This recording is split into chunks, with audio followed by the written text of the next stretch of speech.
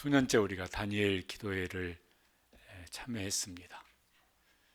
강사분들의 공통점이 있습니다. 하나는 작은 고난 정도가 아니라 정말 자기 인생에 감당하기 어려울 만큼의 어떤 고난을 겪었던 분들이 거의 대부분인 것 같아요. 근데 이제 그 고난 속에서 두 가지 일이 이제 있었습니다. 하나는 고생직사하게 한 거예요. 드디어 들으면은 어휴 저런 고생을 했구나. 또 한 가지는 고생만 한 게 아니라 그러면 이제 뭐 간증할 게 없었겠죠. 그 고생 속에서 하나님의 은혜를, 하나님이 이 고난 속에서 뭔가를 하셨어요. 고생보다 이 하나님이 행하신 이 일에 대한 감사나 은혜가 더 커요. 그래서 이제 간증을 이제 합니다. 그러니까 우리가 그 간증을 들으면서 이제 은혜를 받고, 다니엘 기도회는 끝났습니다. 이제 다니엘 기도회 시작할 때 이렇게 우리 성도들이 기도 제목을 목장별로 해서 이제 받았습니다. 저도 줄도 치고 동그라미도 치고 하면서 이제 보면서 기도를 합니다. 똑같은 일이 일어났으면 좋겠어요. 고생을 어떤 분은 뭐 그 정도는 힘들지만 어떻게 이제 견뎌내는 뭐 그 정도도 있고, 어떤 건 어휴 저거 힘들어서 어떻게 하나 뭐 이럴 수 있는 일도 있어요. 그런데 고생도 하지만은 그 고생보다 더 감사할 하나님의 은혜를 경험할 수 있는 성도들 되시기를 간절히 사모하고 또 축복합니다. 앞으로도 이제 펴놓고 이제 한 번씩 이제 기도를 해야죠. 근데 이제 여러분들도 이제 그렇게 기도 제목이 있습니다. 왜 그런 일을 겪게 하실까 그러면은 고생 좀 한번 해봐라. 이것들아. 하나님이 그러실까? 그게 다할까? 그러시지는 않으시지 않겠어요? 하나님 우리 아버지 하나님이신데, 좋으신 아버지 하나님이신데. 그래서 그 하나님의 일하심을 경험하기까지 기도하시고 또 믿음으로 나아갈 수 있게 되시길 바랍니다. 여기 이제 그런 사람이 오늘 말씀에 등장을 합니다. 예수님께서 오늘도 이제 제자들과 함께 길을 가십니다. 아마도 그날도 많은 무리들이 이렇게 함께 동행을 했을 겁니다. 근데 예수님 눈에 확 띄는 어떤 사람이 있습니다. 그래서 예수님께서 가던 길을 멈추시고 그 사람을 이렇게 바라보십니다. 주목하여 이제 보시는 거예요. 그 사람은 볼 수 없죠. 뒤에 나오는 대로 그 사람은 시각장애인입니다. 근데 예수님은 그를 보고 계세요. 우리는 하나님 지금 내 삶 속에 막 다 뭔가를 하고 계시는가 다 볼 수 없고 알 수 없지만은 하나님은 아시고 또 보고 계십니다.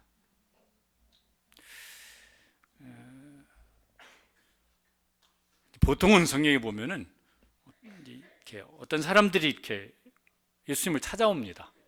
뭐가 필요해서든 궁금해서든 간절해서든 이제 찾아옵니다.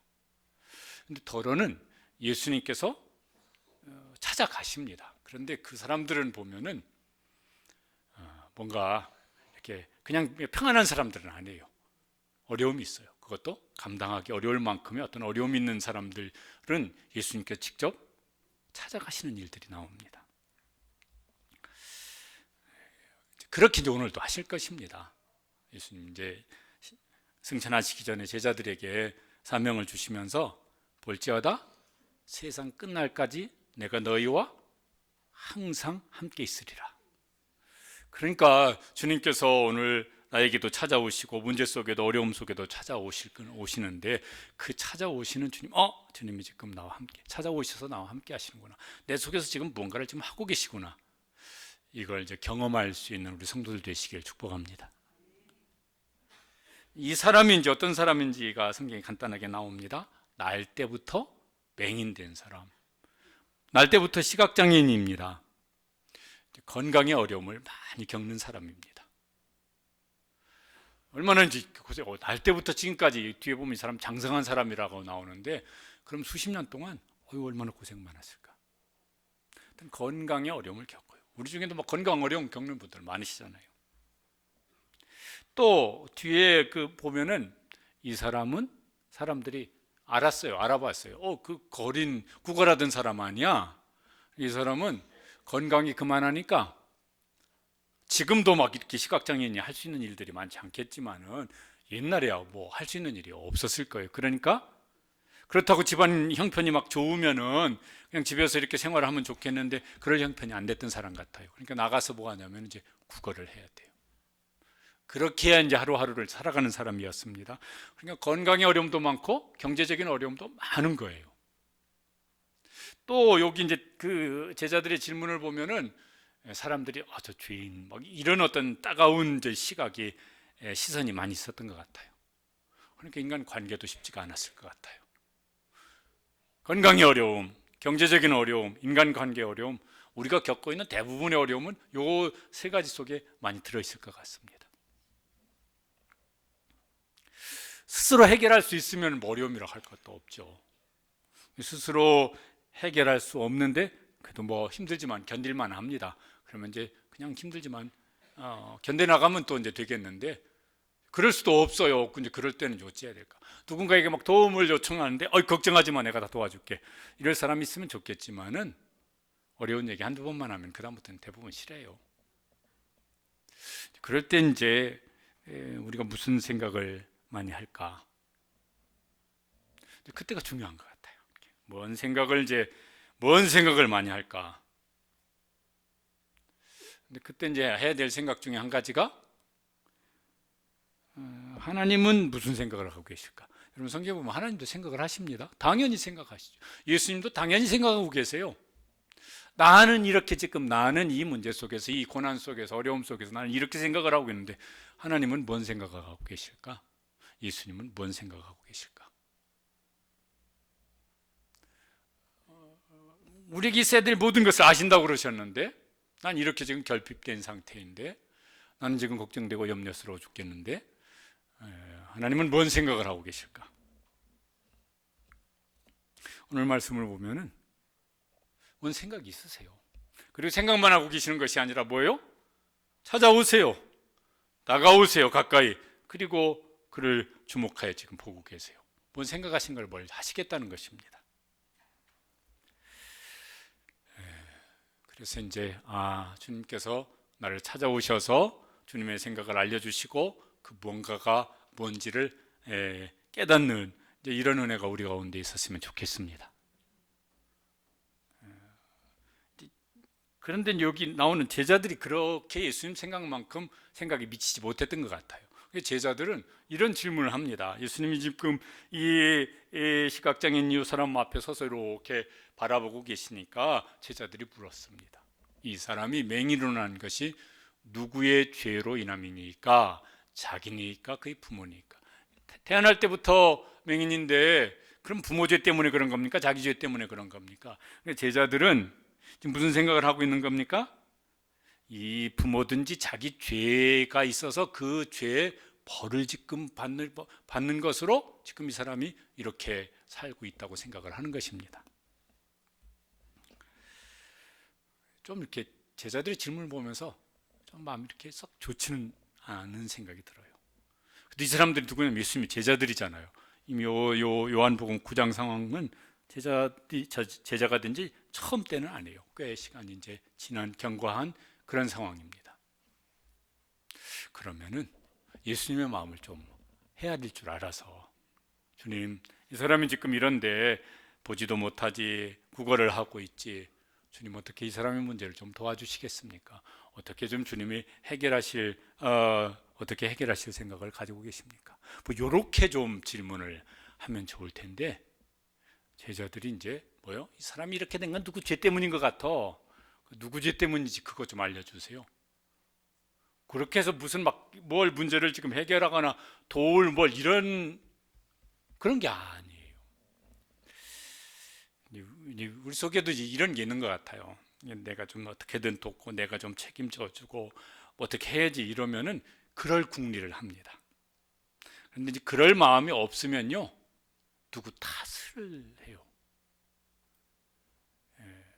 이건 무슨 정치하는 사람 정치를 개떡같이 해가지고 이렇지 이런다든지 혹은 아이고 그 목사님이 무슨 그러지 우리 목장의 목자가 그러지, 부모 탓을 하든지 이렇게 해가지고 내가 어떻게 기도를 하든, 내가 어떻게 돕든, 내가 어떻게 좀 이렇게 책임져 주려고 하면은 그런 소리를 안 하는데, 그런 생각을 안 하는데, 그럴 마음이 없으면요, 남의 탓을 이렇게 떠넘기는 일을 하는 것 같아요. 별로인 것 같아요. 하나님 보시기에 조금 별로가 아니라 굉장히 별로인 것 같아요. 그런 점에서 제자들이 이렇게 질문하는 건 이게 좀 마음에 안 드네, 이런 생각이 듭니다. 근데 제자들은 이제 왜 그렇게 누구 죄냐고 물어볼까 그러면은 그 당시 사람들이, 유대인들이 그런 생각을 했습니다. 아니, 성경에도 그런 말씀이 있어요. 그 욥이 고난 당할 때 욥의 세 친구가 와서 이제 욥에게 계속 조언을 한다고 하는데, 그 내용이 뭐냐면은 그 중에 대표적으로 이제 먼저 말했던 사람이 엘리바스라고 하는 사람도 이렇게 말을 합니다. 생각하여 보라, 죄 없이 망한 자가 누구인가? 내가 보건대 악을 밭갈고 독을 뿌리는 자는 그대로 거두리라. 욥은 나는 그렇지 않다. 계속 그게 이제 논쟁입니다.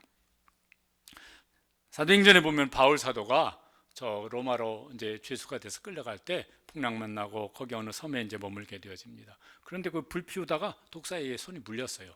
그때 이제 그 섬 사람들이 했던 말이 뭐냐면은, 이 사람은 살인한 자로다. 바다에서는 구조를 받았으나 공의가 그를 살지 못하게 하미로다. 이 사람이 무슨 큰 죄를 범해서 지금 이런 일을 겪는 것이지, 이렇게 생각을 했습니다. 한국 교회도 지금은 좀 어떨지 모르겠지만 이런 생각이 많았었습니다. 그래서 누가 아프다고 잘 안 믿는 사람하고 얘기할 때는 아프다고 얘기하는데, 교회 안에서는 아프다 말을 잘 안 해요. 안 믿는 사람 아프면 그냥 아파서 아픈 거지 이러는데, 믿는 사람들끼리 얘기하면은 저 사람이 뭔가 겉으로는 지금 저렇지만 속으로는 하나님 앞에 구린 죄가 있으니까 지금 저러지, 이런 시선으로 바라보는 게 있으니까 아예 그냥 숨기고 이랬던 일이 있어요. 세상 안 믿는 사람들도 이런 말 있잖아요. 인과응보. 뭐가 있으니까 지금 저런 일을 열매를 거두는 것이지. 맞습니까? 틀립니까?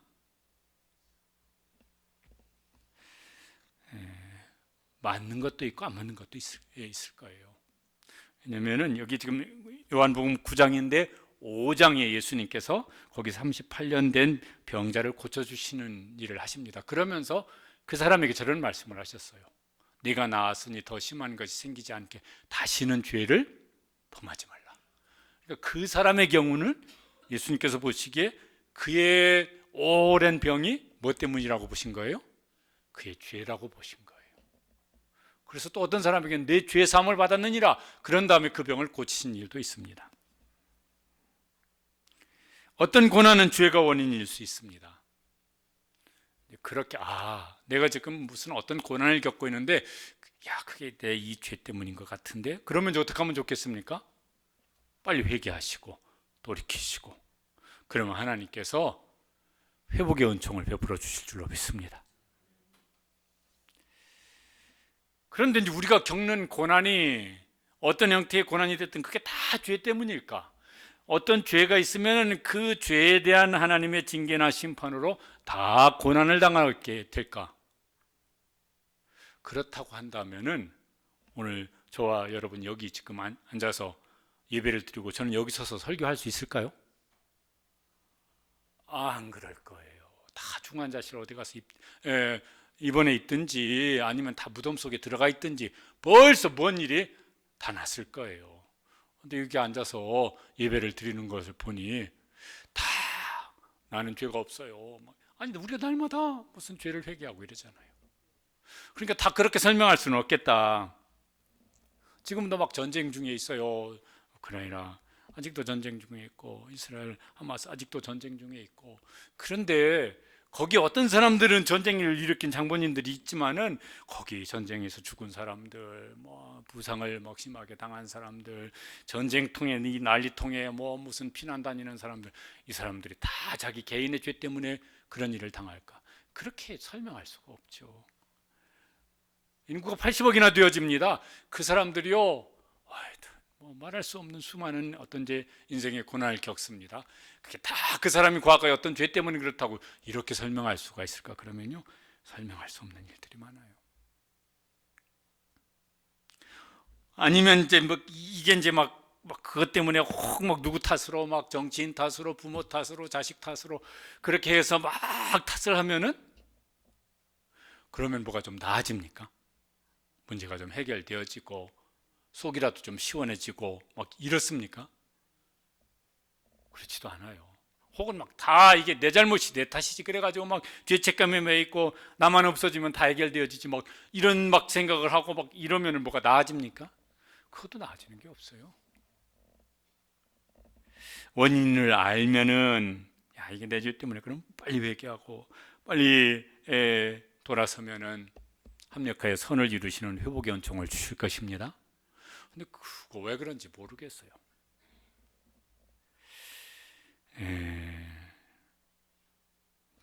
베드로전서에 보면은 고난의 이유를 한 세 가지로 설명하는 게 나옵니다. 그리고 그거 어떻게 대처해야 될지를 말씀하는 것도 나와요. 세 가지 이제 네. 저 세 가지가 모든 고난의 원인이라고 다 말할 수도 없겠지만은, 하나는 뭡니까? 부당하게 고난을 당하는 거예요. 억울한 고난이죠. 그때는 이제 어떻게 하라고 말씀하십니까? 하나님을 생각함으로, 예수님이 십자가 생각함으로 참으면은 하나님께서 보시기에, 야, 너 잘 참는구나. 하나님 보시기에 아름다운 사람이라고. 쉽지가 않죠. 또 한 가지 고난은 뭐가 있어요? 죄가 있어 매를 맞아요. 죄 때문에 고난당해요. 그때는 뭐 아름다운 게 아니죠. 그때는 어떻게 해야 된다고요? 빨리 회개하고 빨리 돌아서는 거예요. 그러면 이제 회복의 은총을 주실 것입니다. 세 번째는 뭐예요? 선을 행함으로 고난을 받으면, 그 선을 행하지 않았더라면은 고난 안 당했을 거예요. 오히려 선을 행했기 때문에 고난 당하는 일도 있을 수 있다. 그때는 어떻게 하면 좋겠다고? 그 다음에 읽어보시죠. 참고, 고난을 받고 참으면, 그 다음에 읽어보시죠. 이는 하나님 앞에 아름다우니라. 억울한 고난은 참으면, 억울해서 막 우리가 못 참겠어, 막 가만 안 있을 거야, 그럴 수도 있는데, 그렇다고 다 속 시원하게 해결되지는 것도 아닌데, 참으면, 하나님 생각하고 참으면, 예수님 십자가 생각하고 참으면, 하나님 보시기에, 사람들은 등신 같다고 할지 모르겠지만은, 왜 참어? 엎어버려 그거, 막 이렇게 그렇게 말을 하겠죠. 근데 참으면 하나님 보시기에는, 야, 너 아름답구나, 그러실 거라고. 제가 설교 준비하다가요, 나름대로 선을 행했는데 고난까지는 아니면 욕을 한 바가지로 먹었던 적이 있어요. 옛날에 부목사 때요. 저기 이제 고잔동에서 사택이 선부동이라서 화랑제수 앞쪽으로 이렇게 가는데, 겨울이었어요. 밤에 한 11시나 됐나, 하여튼 뭐가 사역이 늦게까지 돼가지고 이제 가는데, 쭉 거기 지금도 벌판이지만 그때는 진짜 아무것도 없었을 때예요. 차 타고 이제 이렇게 지나가는데 뭐가 느낌이 이상했어요. 그래서 다시 섰어요. 그래서 후진했습니다. 보니까 술 먹은 어떤 아저씨가 들어 누워 있는 거예요. 그래서 요새 같으면 경찰에 신고를 해야 되는데, 지갑을 뒤져봤더니 주민등록증이 있고 주소가 300몇 동 500몇 호 이렇게 돼 있더라고요. 그래서 차에다 싣고 거기 원곡동에 거기 아파트 앞에 대놓고 5층까지 업어서, 그래서 띵동 눌러가지고, 여기 이분 술 먹고 저기 화랑제수 그 길 옆에 쓰러져 계셔서 모시고 왔습니다. 제가 꼭 칭찬받으려고 한 건 아닌데, 그 부인께서 이런 막 욕을, 이런 길바닥에 얼어 돼지게 만들지 왜 데리고 왔냐고 막 그러면서, 거기 자기 남편한테도 막 욕을 막 해대고 저한테도 왜 데리고 왔냐고. 그래서 미안하다고 얼른 내려왔습니다. 그런 건 약과지만은, 고난의 원인이 있어요. 부당한 고난, 억울한 고난, 죄로 인한 고난, 선을 행하다 당한 고난이 있다. 이 사람은 이제 어떤 경우냐면 예수님께서 제자들의 질문에 대해서 뭐라고 대답하시냐면은 이 사람이나 그 부모의 죄로 인한 것이 아니다. 너희 생각이 틀렸다는 거예요. 이 사람 죄 때문에 지금 이런 벌을 이렇게 받고 있는, 그 부모의 죄 때문에 이런 벌을 받고 있는 게 아니다. 그럼 뭐냐? 그 다음에 이렇게 말씀하셨어요. 같이 읽어보시죠. 그에게서 하나님이 하시는 일을 나타내고자 하심이라. 이 사람이 겪고 있는 고난, 이 사람이 지금 겪고 있는 감당하기 어려운 이 자기 인생의 문제, 이유가 뭐냐면은 그에게서, 그 문제 속에서 하나님이 하시는 일을 나타내고자 하시는 것이다. 그게 이유다. 그게 이유다. 그러니까 이제 어떤 문제는, 어떤 고난은, 어떤 감당할 수 없는 내 인생이라는 일은 그 이유가 뭐냐? 하나님께서 뭘 하시겠다는 거예요. 그의 문제 속에서, 고난 속에서 하나님이 하시는 일을 한번 그 사람에게 보여주고 싶고 또 다른 사람에게도 보여주고 싶으신 거예요. 그냥 평안한 중에 뭐 하나님 일을 하시면은 잘 모르니까, 본인도 잘 모르고 다른 사람도 뭐 그냥 저 사람 본래 그렇게 잘 살던 사람이야 이러면 모를 수 있으니까 확 표신하게 하나님의 일을 나타내 보여주시려고. 그러니 이제 우리가 당하는 어떤 문제 속에서, 감당기 어려운 어떤 고난 속에서 깨달았어요. 이거 내가 이게 하나님 앞에 이렇게 범죄한 거네, 내가 이렇게 하나님 앞에 불순종한 거네. 그런 거라면 어떻게 해요? 빨리 회개하시고 빨리 돌이킬 수 있게 되시길 바랍니다. 근데 아무리 생각해도 그렇지가 않아요. 그러면 이제 어떻게 해요? 하나님께서 이 일을 통해서 하나님이 하시고자 하는 일이 있으시구나. 그걸 믿음으로 바라보고 기도하고 기대하며 기다릴 수 있게 되시길 바랍니다. 예수님 그렇게 말씀하셨어요. 이스라엘 백성들이 출애굽해서 저 홍해바다 앞에 진을 쳤습니다. 그때 딱 무슨 일이 일어나게 하나님이 하시냐면 애굽의 군대가 뒤에서 이제 포위해서 공격을 해오는 이런 상황을 맞이하게 하십니다. 앞으로도 못 나가요. 뒤로도 못 나가요. 이거는 뭐 사면초가예요. 그런데 백성들은 이거 큰일 났다. 하나님이 도대체 왜 우리를 여기다 갖다가 박아놓고 이제 이러지도 저러지도 못하게 하시는가. 근데 하나님께서 모세에게 알려주셨습니다. 그리고 선포하게 하십니다. 출애굽기 14장 13절에 보면은 하나님이 그렇게 하신 이유를 저렇게 이제 모세를 통해서 선포하게 하신 거예요. 같이 읽어보시죠. 너희는 가만히 서서 여호와께서 오늘 너희를 위하여 행하시는 구원을 보라. 하나님이 하시는 일을, 하나님 지금 이 상황 속에서 하나님이 무언가를 하실 것인데 너희는 그게 뭔지를 잘 한번 지켜봐라. 오늘 우리에게도 하시는 말씀이죠. 여기는 이제 9장인데 요한복음 11장에 보면 유명한 나사로 사건이 나옵니다. 나사로가 병들었다는 말을 이제 들었습니다. 근데 예수님께서 뭐라고 말씀하시냐면은 11장 4절에 보면은 이렇게 말씀하셨습니다.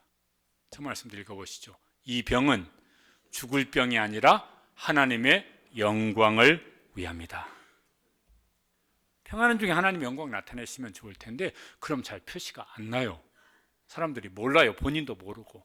그러니까 본인도 알고 사람들도 알도록 하기 위해서 나사로로 하여금 저 중병에 걸리게 하시고, 실제 나사로가 어떻게 됐었습니까? 죽었었잖아요. 그런데 예수님께서 그 나사로를 살리십니다. 그래서 하나님이 영광을 받으시고 예수님도 영광을 받으시는 일을 이제 하셨습니다. 하나님께서 그렇게 하시기도 하시구나. 이거는요, 하나님의 계획을 잘 우리가 성경을 읽고 또 읽고 묵상하고 기도하고 그러면서 우리 마음속에 크게 깨달아지고 믿어져야 이제 이런 일을 하지. 그냥 넉넉히 있으면은 잘 못해요. 걱정이나 하고 뭐 하나님 왜 나한테 이러시는 겁니까? 이렇게 원망이나 하고 막 이렇게 나아갈 수도 있거든요. 그런 사람은 하나님의 행하시는 일을 보기가 쉽지가 않아요. 그냥 원망하다 다 끝나버릴 수도 있어요. 필립 얀시라고 하는 분, 기독교 서점에 어디 가면 이분 책은 어떤 책을 읽어도 참 은혜가 되어져요. 그 중에 그분이 쓴 책 중에 책 제목만 봐도 딱 이렇게 마음이 와닿죠. 하나님, 제게 왜 이러세요? 거기 이제 내용 중에 대목 중에 이런 말이 있습니다. 고통이 닥치면 우리는 보청기의 볼륨을 올리게 될 것이고 평소에 들을 수 없었던 중요한 메시지를 들을 수 있게 될 것이다. 그렇죠? 내 귀에 잘 안 들려, 하나님의 음성을 잘 못 들어. 그래서 귀에다가 하나님의 보청기, 하나님께 집중해서, 그리고 그 보청기의 볼륨을 높이는, 이거 어떻게 할까? 그러면 읽고 묵상하고 기도하고 막 하나님께 집중해야 이제 저런 일이 되겠죠. 그러면은 다른 때는 듣지 못했던 중요한 하나님의 메시지를 들을 수 있게 될 것이다. 그 하나님의 메시지를 들을 수 있게 되시길 바랍니다. 그러면 그거구나. 그 속에 뭐야? 하나님이 이 속에서 이 일 하시려고 그러셨구나. 그걸 보면서 깨닫고 감사하고 간증할 수 있게 되시기를 축복합니다. 왜요? 하나님께서 참새 한 마리가 땅에 떨어지는 것도 하나님 허락 없이는 안 된다고 그러셨잖아요. 그러니 내가 겪고 있는 일이 뭐 우연히 재수가 없어서 뭐 팔자가 나빠서 이런, 예수님 믿는 사람이 그런 생각하면 안 되잖아요. 그런데 그 중간에 예수님께서 좀 특이한 말씀을 하십니다. 저거 왜 저 말씀은 무슨 뜻일까? 금방 읽으면 잘 좀 마음에 와닿지가 않을 수 있는데, 때가 아직 낮음에 나를 보내신 이의 일을 우리가 하여야 하리라. 밤이 오리니 그때는 아무도 일할 수 없느니라. 내가 세상에 있는 동안에는 세상의 빛이로다. 낮이 있고 밤이 있다는 거예요. 예수님의 생애에도 낮이 있고 밤이 있어요. 낮은 뭐 하는 때예요? 일하는 때예요. 밤은 일할 수 없는 때예요. 우리 인생에도 낮이 있고 밤이 있다는 거예요. 낮은 뭐예요? 일할 수 있는 때예요. 일해야 하는 때예요. 밤은 일할 수 없는 때예요. 그럼 우리 인생의 낮은 뭘까? 그러면 살아있는 동안 그게 낮이죠. 건강이 있는 동안 그게 낮이죠. 돈이 그래도 내 주머니에 통장에 있는 동안은 그게 낮이에요. 밤은 뭐예요? 죽으면 그게 밤이에요. 그때는 일할 수 없어요. 여러분, 천국 가서 우리가 뭐 할 일이 있겠습니까? 아니요. 그냥 주신 은혜와 복을 누리는 것만 하면 돼요. 그때는 헌신, 봉사 이런 게 필요 없어요. 건강이 다 무너져서 드러누워 있으면 뭔 일을 할 수 있는 게 극히 제한돼 있어요. 주머니에 돈이 한 푼도, 통장에 돈이 한 푼도 없이 다 날아가 버렸어요. 빚만 남았어요. 그때는 뭔가 할 수 있는 게 없어요. 돈 가지고는. 근데 내 몸이 아직 살아있어. 아직 건강해. 그리고 아직 주머니에, 통장에 돈이 얼마 있어. 시간이 있어. 물론 시간 있는 사람 없어. 시간을 내야지. 아직 그 사람에게 낮이 주어졌어요. 낮에는 뭐 하라고요? 하고 싶은 일을 하는 때라고? 아니고, 낮에는 뭐라고요? 보내신 이의 일을 하는 때라고. 예수님도 그래서요, 보내신 이의 일을, 보내신 아버지의 뜻을 내 원대로 마옵시고 아버지의 원대로 하옵소서. 마지막까지 예수님 십자가 죽으실 때까지 예수님은 낮이에요. 그러니까 보내신 이의 일을 하세요. 여기 예배를 드릴 수 있는 분들은 살아있고 몸이 아직 건강하시고 통장에 돈은 얼마 있는지 모르겠지만은 아직 낮이에요. 낮은 뭐 해야 될 때라고요? 보내신 이의 일을 해야 될 때라고. 설교 준비하면서요, 우리가 이제 이렇게 감사한 것 중에, 우리 교회가 작은 교회죠. 그런데 이제 두 번째 분리 개척을 했습니다. 우리 아직도 막 이렇게 막 빚 갚는 걸 우선으로 했으면 뭐 대출받은 거 벌써 다 갚았겠지만은, 그거보다 우리 교회가 그래도 감당할 일은 감당하자 이러면서 이제 아직도 대출금도 남아 있어요. 근데 이제 분리 개척을 해야지 하는 마음에 이제 소원이 늘 있어서, 근데 작년 그걸 이제 하면서 제 개인적으로는 마음속에 기도했던 것 중에 하나님, 우리는 아직도 은행 대출이 아직도 남아 있어요. 수억이. 근데 대출 안 받고 할 수 있었으면 좋겠습니다. 그럴 수 있는 길을 열어주세요. 한 1억 5천 가까이 들었습니다. 우리 교회 예산으로 하면요, 많은 예산이 들어간 거죠. 근데 마지막에 돈이 부족했어요. 대출을 받으려 했더니 대출이 안 됐어요. 그리고 어떻게 해가지고 아직 해결해야 될 얼마가 있지만은 어쨌든 이제 1억 5천 다 이제 지출이 됐습니다. 그러고 생각해 봤더니 대출 안 받고 분리개척이 이제 된 거예요. 그래서 야, 그것도 참 감사한 일이구나. 너무너무 감사한 일이구나. 근데 이제 그것도 아직 막 해결이 안 돼서 이거 어떻게 하면 좋을까? 기도도 하고 궁리도 하고 그럴 때 김광현 선교사님이 이거 설교 듣고 있으시죠? 이분이 꼭 2부 예배를 들으시면서 뭔 얘기만 하면 카톡을 보내더라고, 반응을 해가지고. 우리도 아직 빚이 잔뜩 남아있고 분리개척하는 돈도 이게 지금 어떻게 마련할지 지금 방도가 없는데 인도에 선교센터 지어달라고 견적까지 딱 뽑아서 7천만 원 들겠습니다. 아이고, 무슨 통장에 있는 돈 빼내가듯이 얘기를 해. 아직도 제가 답장을 안 했습니다. 그런데 기도하죠. 단일 기도회 동안에도 21일 동안 기도 제목 중에 한 가지가 그거였었고, 무슨 자기 집 사달라고 그러면은 텐트 치고 살아요, 선교사님이니까 이러겠는데, 선교센터 지어달라고 그러는데 이거 답을 지금 7천만 원 통장 있으면은 걱정 마, 진행해 이러겠는데 7천만 원 그만두고 거기 보낼 예산은 지금 한 푼도 없어요. 그렇다고 답을 섣불리 할 수도 없고 안 할 수도 없고. 하나님은 뭐라고 생각하실까? 돈 없으니까 그만둬 이러실까?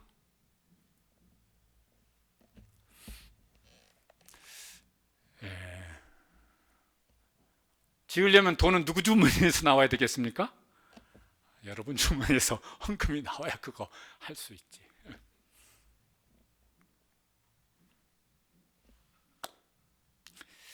우리 인생의 낮이에요. 아직은 생명 있는 동안은 낮이고, 건강 있는 동안은 낮이고, 돈이 얼마 있으면 그것도 낮이고, 돈 쓸 낮이고, 밤이 되면은요, 그 건강한 몸을 가지고 할 게 없어져요. 밤이 오면은 그 돈 가지고 할 것도 없어져요.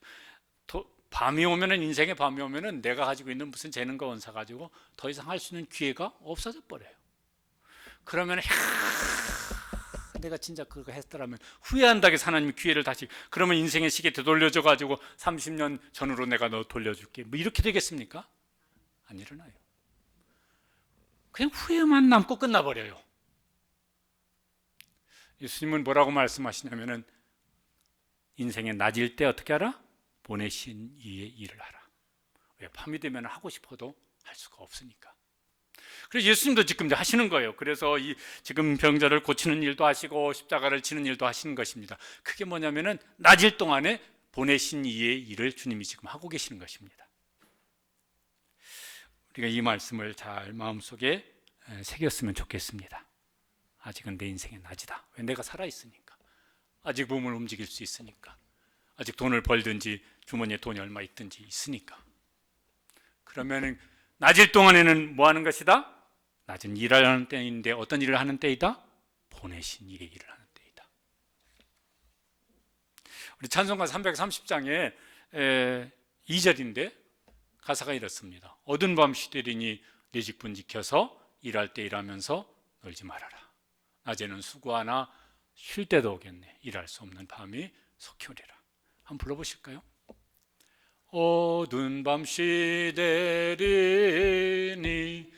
내 직분 지켜서 일할 때 일하면서 놀지 말아라. 낮에는 수고하나 쉴 때도 오겠네. 일할 수 없는 밤이 속히 오리라. 예수님이 보내신 일을 하십니다. 그런데 좀 특이한 방법으로 하세요. 6절에 보면은 예수님이 저렇게 하세요. 땅에 침을 뱉으시고 그 침으로 진흙을 이겨가지고 이 시각장애인의 눈에 바릅니다. 요거 한 번 하신 게 아니라요, 다른 데도 이렇게 하신 적이 있으세요. 마가복음 7장 33절에 보면은 손가락을 그의 양귀에 넣고 또 침을 뱉어서 그의 손에 대시면서, 그러면서 이 사람도 이제 듣지 못하고 말을 어눌하게 하는 사람을 고치시는 일을 하십니다. 이게 도대체 왜 이러시는 건가? 잘 모르겠어요. 이유가 없어요. 이게 무슨 민간요법인가? 예수님이 민간요법 사용하실 일이 뭐가 있으시겠어요? 이게 무슨 의술인가? 의술치고는 말이 안 되는 의술 같은데. 하나님께서 사람의 지혜나 사람의 지식이나 이런 걸 가지고 일하시기도 하십니다. 그래서 사람의 지식, 사람의 지혜를 잘 활용해서 해야 할 일은 힘써 잘할 수 있게 되시길 바랍니다.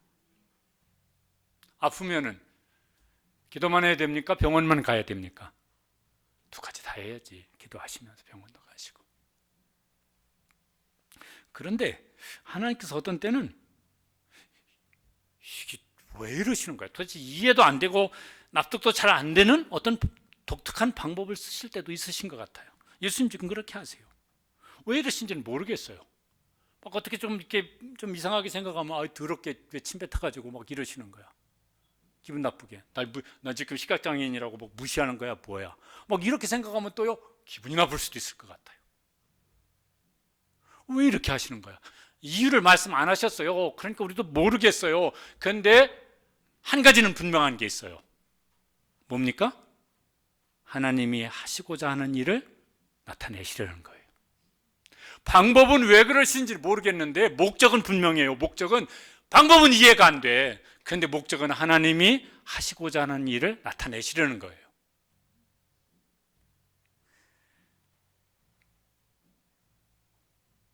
우리가 이제 이럴 때 이제 좀 혼란스러운 것 같아요. 이해가 안 되는 상황이고, 이해가 안 되는 일이고, 이해가 안 되는 방법이고. 그럴 때 하나님 왜 이러십니까? 이렇게 항변하고 싶은 마음이 생기고 실제로 그렇게 기도를 할 수도 있는데, 그거보다 더 중요한 게 있어요. 그거는 모르겠어. 하나님이 대놓고 뭐라고 말씀 안 하셨으니까. 근데 목적은 알아요. 하나님이 왜 그렇게 하시는지 목적은 예수님 알려주셨어요. 뭐라고요? 하나님이 하시고자 하는 일을 나타내시고자 합니다. 이걸 기억하게 되시길 바랍니다. 그리고 이 사람에게 말씀하십니다. 그것도 좀 특이하세요. 뭐라고 하냐면 실로암 못에 가서 씻으라. 여러분, 예수님께서 병든 사람을 고치실 때 보편적으로 하신 두 가지가 있습니다. 말씀으로 하세요. 하나는 뭐예요? 네가 믿느냐? 믿습니다. 뭐라고 그러시죠? 내 믿은 대로 되라. 또 하나는 뭐예요? 내가 내게 뭘 해주기를 원하느냐? 제가 낫기를 원합니다. 그럼 뭐라고 말씀하십니까? 내가 원하노니 깨끗함을 받으라. 보통은 그렇게 하세요. 그런데 이 사람한테는 그렇게 말씀으로 보통 그렇게 하시는데 가서 씻으래요. 이 사람이 지금 어떤 사람이에요? 시각장애인이에요. 여기 그 자리에서 실로암 못이 얼마나 거리가 떨어졌는지 모르겠지만은, 아니 두 눈 보고 다리 튼튼한 사람한테 가서 씻으라고 하면은 그것도 좀 납득이 되는데, 앞을 못 보고 이런 사람한테 가서 씻으라고 하니까 왜 또 이렇게 하시는 거야? 그 이유도 모르겠어요. 이유는 모르겠는데 그렇게 가서 씻으라고 말씀하시는, 그렇게 하는 건 모르겠는데 그렇게 하시는 목적은 있으세요. 그게 뭐예요? 하나님이 하시고자 하는 일을 나타내시려는 거예요. 그때 이제 믿음이 필요합니다. 또 뭐가 필요하겠습니까? 순종이 필요합니다. 이 사람이 왜 다른 사람들에게는 그렇게 하는데 말씀만 하시는데 나는 왜 이렇게 침을 뱉고 흙을 바르고 눈에다 바르고, 나는 안 못 보는 사람 뻔히 다 보시는 줄 알면서 왜 가서 씻으라고 왜 이렇게 하십니까? 기분 나쁘네요. 그리고 얼마나 불평하고 말았더라면 하나님이 하시는 일이 그에게 나타났을까요? 그러니까 그게 이해가 안 되어지고, 그래서 불평이 입에서 나오려 가더라도 꾹 참으시고 믿고 신뢰하고 순종하고 기도하고 기대하며 기다릴 수 있게 되시길 바랍니다. 하나님이 하시는 일을 그에게 나타내실 거예요. 이 사람이 이제 그래서 그렇게 이제 했습니다. 결과는 어떻게 됐습니까? 하나님이 하시고자 하는, 예수님이 하시고자 하는 일이 나타났죠. 그래서 어떻게 됐냐면 이에 가서 씻고 그 다음에는 말씀하신 대로 그대로 순종했더니 이제 어떻게 됐습니까? 올 때는, 갈 때는 여전히 보지 못했어요. 올 때는 밝은 눈으로, 자기 눈으로 보면서 길 찾아서 이제 온 것이에요.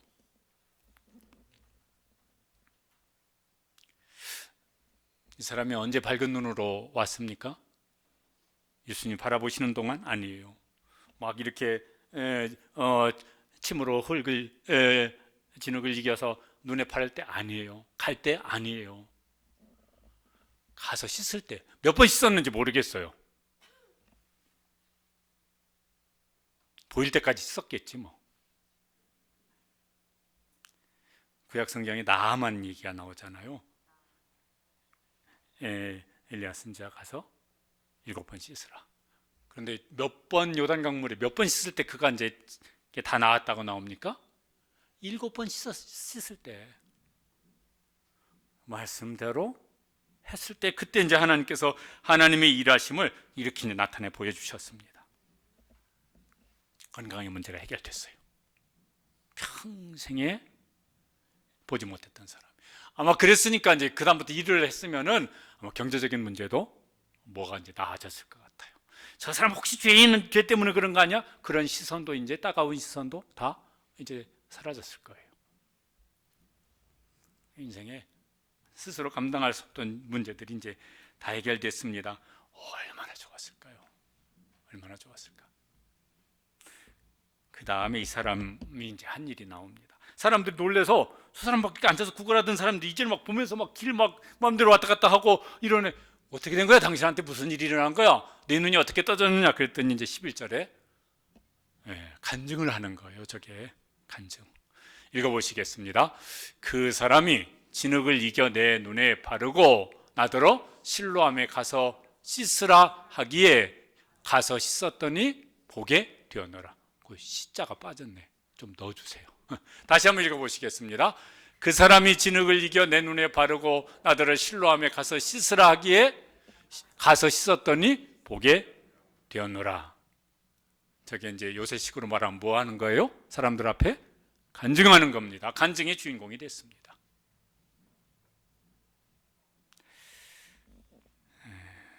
우리 속에 있는 힘든 문제들, 힘을 안 들면 문제라고 할 것도 없죠. 힘든 문제들은 우리의 연약함이 드러나는, 우리의 약함, 우리의 연약함이 드러나는 기회가 되기 쉬운 것 같아요. 그래서 낙심하고 우울해지고 막 실망하고 절망하고 이렇게 되기가 쉬워요. 내 힘으로 안 되니까, 다른 사람 힘으로도 잘 안 되니까. 그러니까 이제 우리가 그렇게 해가지고 낙심하고 혹은 막 남 탓하면서 불평하고 혹은 하나님 탓하면서 막 이렇게 원망하고 이런 우리의 약함이 드러나는 기회가 되기가 쉬운 것 같아요.